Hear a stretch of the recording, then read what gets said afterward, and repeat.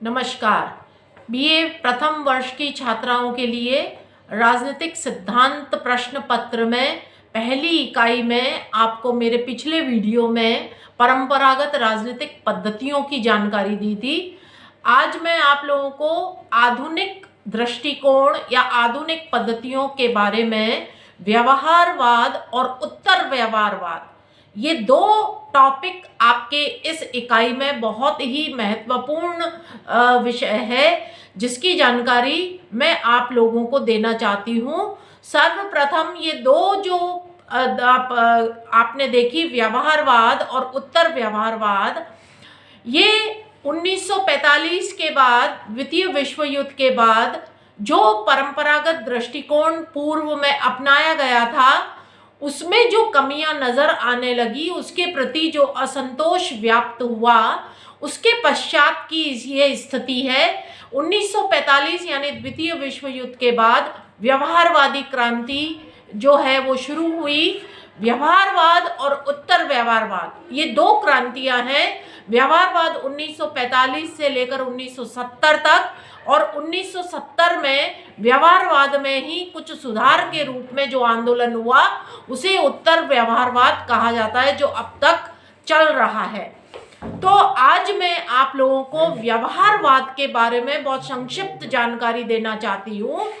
आपने ये बहुत ही अच्छे से अपनी पिछली क्लासेस में पढ़ा है कि राजनीति विज्ञान के अध्ययन में व्यवहारवाद का क्या योगदान रहा और व्यवहारवाद ने किस तरीके से इस विषय को विकसित करने में अपना योगदान दिया। तो व्यवहारवाद, परंपरागत राजनीतिक अध्ययन पद्धतियां जो हमने देखी, ऐतिहासिक, तुलनात्मक, प्रयोगात्मक, पर्यवेक्षणात्मक, दार्शनिक, इन सभी पद्धतियों के प्रति जो असंतोष व्याप्त देखा गया, उसके परिणाम स्वरूप इस क्रांति का उदय हुआ। और इस क्रांति ने इस बात पर जोर दिया कि मनुष्य जो है वो एक मनुष्य के राजनीतिक व्यवहार को समझना बहुत ज़रूरी है, उसका अध्ययन करना बहुत ज़रूरी है। जो परंपरागत दृष्टिकोण था, जो कि सिर्फ संस्थाओं तक सीमित था, कल्पना पर, आदर्श पर और दर्शन पर आधारित था, उसके स्थान पर इस विषय को विज्ञान की श्रेणी में लाने का कार्य व्यवहारवाद ने किया। हालांकि चार्ल्स मेरियम के समय से 1925 में ही इस क्रांति के बीज हमें दिखाई दे गए थे, लेकिन डेविड ईस्टन ने इसे एक मूर्त रूप प्रदान किया। और डेविड ईस्टन ने इस बात पर ध्यान केंद्रित किया कि सिर्फ संस्थागत अध्ययन ही काफ़ी नहीं है, बल्कि मनुष्य का राजनीतिक व्यवहार इम्पोर्टेंट है। वो किस प्रकार से व्यवहार करता है राजनीतिक क्षेत्र में, उसको अपने को केंद्र बिंदु मानना है अध्ययन का। तो ये जो वैज्ञानिक अध्ययन का उल्लेख उन्होंने किया व्यवहारवादियों ने, और ये बताया कि राजनीति को एक राजनीति विज्ञान की श्रेणी में, राजनीति विज्ञान को विज्ञान की श्रेणी में लाने के लिए ये चीज़ जाननी बहुत ज़रूरी है। और उन्होंने एक इसे अनुभवात्मक और वैज्ञानिक अध्ययन पद्धति का प्रयोग कर इस विषय पर अध्ययन करने के लिए जोर दिया। और व्यवहारवाद का उदय का जो कारण है, वो कई बार दो नंबर के प्रश्न में पूछ लिया जाता है, इसका उदय का मुख्य कारण क्या है। तो व्यवहारवाद के उदय के कारणों में सर्वप्रथम परंपरागत अध्ययन पद्धतियों के प्रति असंतोष और अन्य समाज विज्ञानों से प्रेरणा और नवीन पद्धतियों का इसमें संचलन और अन्य समाज विज्ञानों से प्रेरणा। तो इस प्रकार से व्यवहारवाद का उदय इन कारणों से हुआ। डेविड ईस्टन ने व्यवहारवाद के संबंध में ये बताया कि कुछ 8 उन्होंने तथ्य बताए, कुछ 8 उन्होंने लक्षण बताए, जो कि किसी भी राजनीतिक अध्ययन को करने में हमें ध्यान रखना चाहिए। तो ये जो 8 तत्व हैं वो इस प्रकार से है। सबसे पहला उन्होंने बताया नियमितता, दूसरा उन्होंने बताया सत्यापन, तीसरा उन्होंने बताया तकनीकी प्रयोग, चौथा उन्होंने बताया परिमाणीकरण, पांचवा उन्होंने बताया मूल्य निरपेक्षता, छठा उन्होंने बताया क्रमबद्धीकरण, सातवां उन्होंने बताया विशुद्ध विज्ञान और आठवां उन्होंने बताया समग्रता। तो किस प्रकार से इन आधारभूत तत्वों को हम समझ करके ये जानकारी ले सकते हैं कि राजनीति विज्ञान का जो है वो वैज्ञानिक अध्ययन संभव है, ऐसा डेविड ईस्टन ने बताया। तो सबसे पहला नियमितता, इस बारे में ये जानकारी व्यवहारवादियों ने दी कि मनुष्य के व्यवहार में नियमितता पाई जाती है। इसका एक उदाहरण उन्होंने दिया और ये भी बताया कि किस प्रकार से इस नियमित व्यवहार के आधार पर हम भविष्यवाणी कर सकते हैं, सामान्य सिद्धांतों का निर्माण कर सकते हैं। तो इसका उदाहरण उन्होंने बताया कि किस प्रकार से एक व्यक्ति एक समय में जैसे कांग्रेस पार्टी को वोट देता है और नेक्स्ट टाइम फिर पुनः उसी राजनीतिक व्यवहार को अपनाता है, यानी कांग्रेस को ही वोट देता है। तो इसके आधार पर हम उसके सामान्य व्यवहार को ध्यान में रखकर इस संबंध में कुछ निष्कर्ष निकाले जा सकते हैं और उसकी भविष्यवाणी कर उसके सामान्य सिद्धांतों को बनाया जा सकता है। तो इस प्रकार नियमितता के आधार पर यह कहा जा सकता है कि ये विषय वैज्ञानिक अध्ययन के लिए है। दूसरा, सत्यापन, जो हमने सामग्री जुटाई है उसको हम पुनः सत्यापित कर सकते हैं। किसी भी राजनीतिक अध्ययन के लिए जिन किसी भी तथ्यों को एकत्रित किया जाता है उनका हम सत्यापन या उनकी जांच कर सकते हैं। तीसरा, तकनीकी प्रयोग, इसमें हम मानवीय व्यवहार के संबंध में जो एकत्रित सामग्री है उसके लिए हम तकनीकों का प्रयोग कर उसको स्पष्ट कर सकते हैं और मानवीय व्यवहार का पर्यवेक्षण और उसको विश्लेषण करने के लिए विभिन्न तकनीकों को प्रयोग में लाकर एक निश्चित सामग्री हम प्राप्त कर सकते हैं। चौथा है परिमाणीकरण, यानी जो सामग्री एकत्रित की है उसका परिमापन भी संभव है।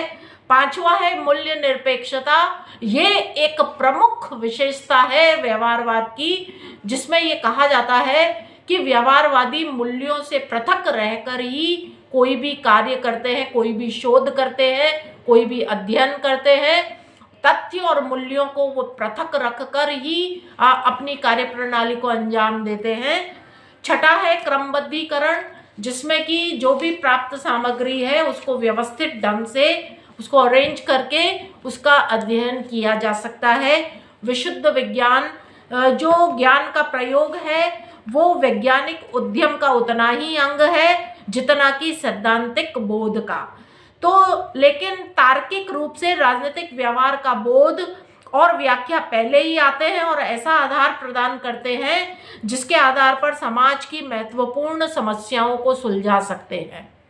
और लास्ट में है समग्रता, जिसका तात्पर्य है कि मनुष्य का व्यवहार एक संपूर्ण इकाई है, उसको टुकड़ों में विभाजित करके उसका अध्ययन नहीं किया जा सकता, उसको खंडों में उसका अध्ययन नहीं किया जा सकता। मनुष्य का व्यवहार एक पूर्ण इकाई है और उसमें मानव में व्यवहार में एक मूलभूत एकता पाई जाती है। इसी कारण से विभिन्न समाज विज्ञान के जो विषय हैं वो एक दूसरे से अत्यंत समीप है, उसी के अंतर्गत अध्ययन किया जाना चाहिए। इसे अंतर अनुशासनात्मक दृष्टिकोण के नाम से जाना जाता है। इस प्रकार से ये 8 आधार डेविड ईस्टन ने दिए जिसके आधार पर व्यवहारवाद की जो वो अध्ययन किया जा सकता है और उसको वैज्ञानिक अध्ययन की श्रेणी में लाया जा सकता है। तो इस प्रकार से व्यवहारवाद जो है वो पूरी तरह से मूल्य निरपेक्षता पर आधारित है और विभिन्न तकनीकों पर जोर देता है और जो पद्धतियां काम में लाई जाती हैं वो वैज्ञानिक और अनुभवात्मक पद्धतियों को काम में लाया जाता है। तो इस प्रकार से व्यवहारवाद ने ये बहुत ही अच्छी उपयोगिता इस संबंध में कही जा सकती है कि राजनीति विज्ञान विषय को एक नई दिशा प्रदान की, नवीन पद्धतियां प्रदान की, नवीन तकनीकों को प्रदान किया। एक नई भाषा प्रदान की और इसका काफ़ी हद तक विकास हुआ। वैज्ञानिक स्तर पर ये विषय आने लगा। लेकिन इन सब के बावजूद कुछ कमियां हम व्यवहारवाद में देखते हैं। आप ये जानते हैं कि राजनीति विज्ञान विषय एक समाज विज्ञान का विषय है, जिसकी जो विषय वस्तु है वो मनुष्य है और मनुष्य का स्वभाव तेजी से बदलता रहता है। इसलिए पदार्थ विज्ञानों की भांति एक निश्चितता तो नहीं आ सकती, लेकिन कुछ हद तक हम इसका प्रयास कर सकते हैं। लेकिन व्यवहारवाद की जो कमियां हैं उनमें 3-4 कमियां बहुत बड़ी है कि इसमें मूल्य को स्थान नहीं दिया गया है और मूल्य निरपेक्ष दृष्टिकोण को अपनाया गया था, जो कि सही नहीं है, क्योंकि समाज विज्ञान का ये विषय आदर्शात्मक होता है और हम मूल्यों के बिना इसका कोई अध्ययन नहीं कर सकते। ये विज्ञान की श्रेणी में नहीं आ सकता। इसको संपूर्ण विज्ञान मान लेना उनकी भूल है। और इस श्रेणी में हम जानते हैं कि इसकी विषय वस्तु मानव होती है और मनुष्य का राजनीतिक व्यवहार तेजी से परिस्थितियों के अनुसार बदलता है, तो उतने निश्चित परिणाम हमें इस संबंध में नहीं मिल पाते और ये बहुत ही खर्चीली पद्धति है। इसको विकासशील देशों के लिए ये अनुपयुक्त है और 1970 के आते आते इस व्यवहारवाद की कमियों के कारण ये आंदोलन शिथिल पड़ता गया और 1970 के बाद इसमें कुछ कमियों को देखते हुए इसमें सुधार किया गया, जो कि अगला चरण कहलाता है उत्तर व्यवहारवाद। इसकी जानकारी मैं आपको अगले वीडियो में दूंगी और इस संबंध में आपको इस विषय प्रश्न पत्र के लिए राजनीति विज्ञान नाम से ये किताब जो आपको लेनी है वो है डॉक्टर पुखराज जैन की, जिसमें दोनों प्रश्न सम्मिलित है और ये एक पूरी तरह से टेक्स्ट बुक आपके लिए उपयोगी किताब है। धन्यवाद।